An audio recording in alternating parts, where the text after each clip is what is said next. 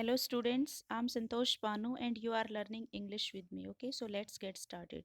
बच्चों आज का जो ये पेपर है HSSC एग्ज़ाम का जो हम एनालिसिस कर रहे हैं उसमें ये हमारा 22 सितंबर 2019 के 22 सितंबर को जो एग्ज़ाम हमारा हुआ था ये उसी का पेपर है बच्चे जो हम आज डिस्कस करने जा रहे हैं।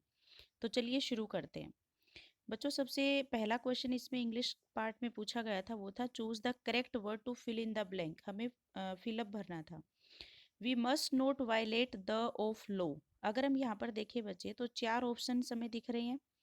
एक ऑप्शन में आप देखोगे तो स्पेलिंग ही गलत लिखी हुई है, राइट। तो आप इसका क्या करोगे, सबसे पहले ये ए को आप कैंसिल आउट कर दो।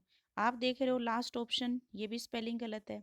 हम दो टाइप के कैनन वर्ड यूज करते हैं बच्चे, बी और सी। अब हमें कन्फ्यूजन है कि भाई बी आंसर होगा या फिर सी होगा। तो देखिए ये वाला जो कैनन्स होता है बच्चे जिसमें डबल एन होता है ये हमारा होता है तोप, ठीक है, जिसको तुम हिंदी में कहते हो तोप, ठीक है। तो यहाँ पर अगर हम बात करें बच्चे तो तोप वाले का मीनिंग नहीं हो सकता जिसमें स्पेलिंग में दो बार एन है, तो इसलिए मैं इसको कैंसिल आउट कर देती हूँ, ठीक है। यहाँ पर लिख रखा है CANONS, मतलब एक बार सिंगल एन यहाँ पर दिया हुआ है। तो यहाँ पर अगर हम देखें बच्चे की कॉन्टेक्स्ट क्या है सेंटेंस का, we must not violate the canons of law.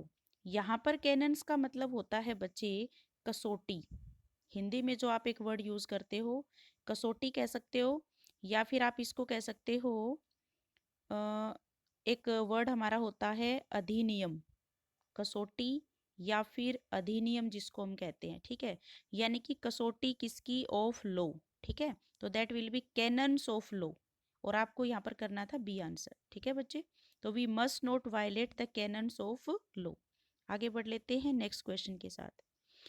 I have lost one of my gloves, I dropped it somewhere. अगर हम यहाँ पर ऑप्शंस में चले बच्चे तो क्या कह रहे हैं, देखिए कि हमारा जो खालिस्तान है उसके बाद ड्रॉप्ड यहाँ पर वर्ब का थर्ड फॉर्म है, right.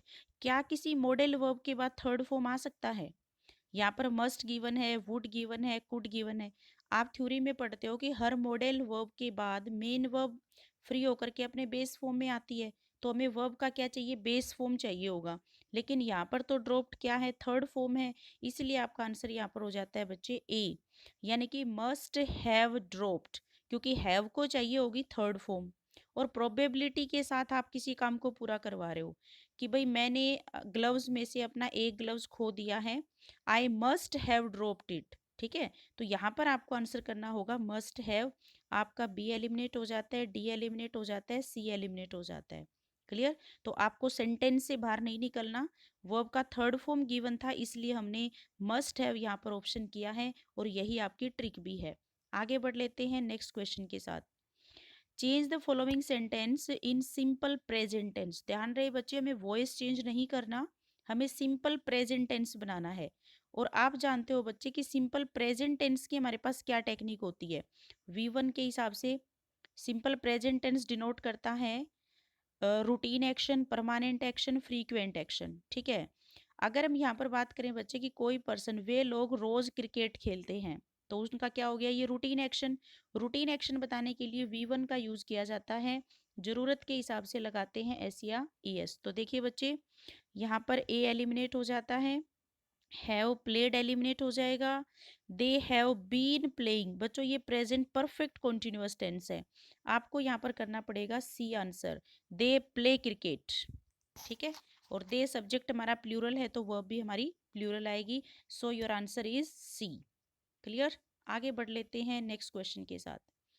Use appropriate linker to fill in the blank. बच्चों हमें यहाँ पर कंजंक्शन का क्वेश्चन पूछा गया है। कंजंक्शन को ही हम लिंकर भी कहते हैं, इसी का एक और नाम भी होता है कनेक्टर, ठीक है। जब हम इसकी थ्योरी पढ़ते हैं बच्चे तो कुछ कंजंक्शंस हमारी पेयर में यूज होती हैं। अगर हम यहाँ पर देखें तो he has neither, neither attended the meeting, has he sent a message. तो अगर हम यहाँ पर बात करें बच्चे तो नीदर जो होता है ये हमेशा ही नोर के साथ जोड़ा बनाता है, ठीक है। जिसका मतलब होता है ना तो उसने मीटिंग अटेंड करी और ना ही कोई मैसेज छोड़ा, यानी कि दोनों कामों में से कोई एक काम भी नहीं हुआ, ठीक है। तो अगर हम यहाँ पर बात करें बच्चे तो अगर आपको पता है कि नीदर नोर का जोड़ा बनाता है तो आपका आंसर यहाँ पर हो जाएगा ए। जो ये और है बच्चे, फर्दर एग्जाम्स के लिए बता दूं कि ये ईदर के साथ जोड़ा बनाता है, ईदर और होता है हमेशा। यट जो है ये ऑल दो के साथ जोड़ा बनाता है बच्चे, ऑल दो, दो इसके साथ जोड़ा बनाता है। और जो बट होता है बच्चे ये एल्स के साथ जोड़ा बनाता है। सो आपके तीनों ऑप्शन यहाँ पर कैंसल आउट हो जाते हैं और आपका सही आंसर हो जाएगा बच्चे यहाँ पर ए। तो please remember this. So your right answer is A. Next question आ रहा है बच्चे कि choose the part of the following sentence which has an error. हमें पूरे सेंटेंस के 4 सेगमेंट दे रखे हैं और उसमें हमें क्या करनी है, एरर निकालनी है। तो सबसे पहले बच्चे ये ड्यू कर दो इसको, जो कि गलत लिख रखा है इसने, दिस वन। ठीक है, तो ये हमारा होता है ड्यू, ड्यू टू, और जिसका मतलब क्या होता है, के कारण। आवर हैप्पीनेस और our sorrow is largely due to our own actions. ठीक है, इसका क्या मतलब है कि हमारी खुशी या फिर हमारा दुख ये किस कारण होते हैं, हमारे एक्शंस की वजह से होते हैं। तो सबसे पहले अगर मैं देखूं बच्चे तो और से जुड़ा हुआ है, दो सब्जेक्ट हमारे और से जुड़े हुए हैं, तो वर्ब हमारी किसके हिसाब से आएगी, सिंगुलर आएगी। सोरो या हैप्पीनेस ये हमारे अनकाउंटेबल नाउन होते हैं। और अनकाउंटेबल नाउन क्यों है, क्योंकि इनको सिर्फ फील किया जा सकता है, आप इनको टच नहीं कर सकते। ठीक है, या सिंपल टेक्निक है जो मार्केट में नहीं मिलता। ठीक है, वर्ब यहाँ पर आ गई बच्चे, इज बिल्कुल ठीक लगा रखा है, ड्यू टू बिल्कुल ठीक है, बी का कोई फॉर्म यूज होता हो तो हम ड्यू टू यूज कर सकते हैं, कोई प्रॉब्लम नहीं है।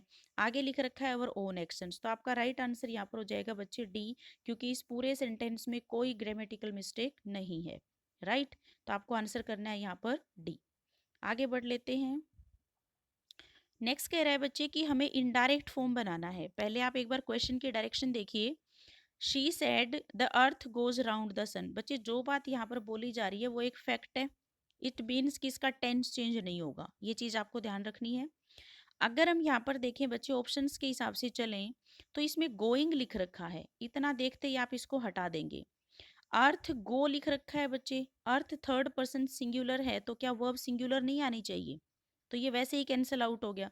आप यहाँ पर देख पा रहे हो डी पार्ट में हैज गोन लिख रखा है, तो ये वैसे ही गलत हो जाएगा, नो चेंज इन टेंस। तो आपको करना होगा she said that the earth goes round the sun, and your correct answer will be सी।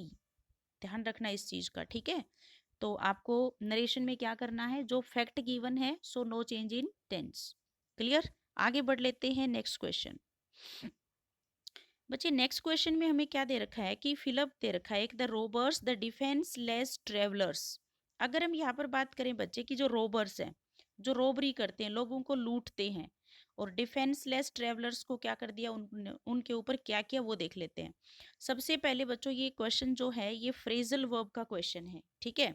तो सबसे पहला इसने लिख रखा है सेट अपोन। सेट अपोन का होता है बच्चे टू अटैक, किसी के ऊपर अटैक कर देना। हम इनके एक बार मीनिंग जान लेते हैं फिर हम अपने आंसर की तरफ जाएंगे। सेट आउट का मतलब होता है बच्चे किसी जगह पे जाना, आउट ऐसे याद रखना बाहर, यानी कि प्रस्थान करना। ठीक है, प्रस्थान के लिए जो शब्द आप यूज करते हो, जाना, प्रस्थान करना। बच्चे ओ डबल एफ जो होता है ना ये भी सेपरेशन के लिए यूज होता है। सेम मीनिंग इसका भी होता है कि जाना, एक स्थान से दूसरे स्थान पे जाना, यानी कि प्रस्थान करना। ठीक है, मेक आउट का मतलब होता है बच्चे समझ पाना, किसी चीज को समझना। ठीक है, तो इसका क्या मतलब हो जाएगा, जैसे मैं ये बोलूं कि I couldn't make out what he wanted to say, भाई मैं नहीं समझ पाई कि वो क्या कहना चाहता था, so that is make out. ठीक है, अब ये देखिए बच्ची, क्या यहाँ पर समझने का सेंस हो सकता था, मैं सी को इसलिए काट रही हूँ। प्रस्थान करने का सेंस नहीं बन रहा, तो बी और डी भी एलिमिनेट हो जाते हैं। अब आपका आंसर जो कॉन्टेक्स्ट के हिसाब से आप फिट करोगे वो हो सकता है ए। क्यों, क्योंकि रोबर्स ने क्या था, robbers set upon the defenceless travellers.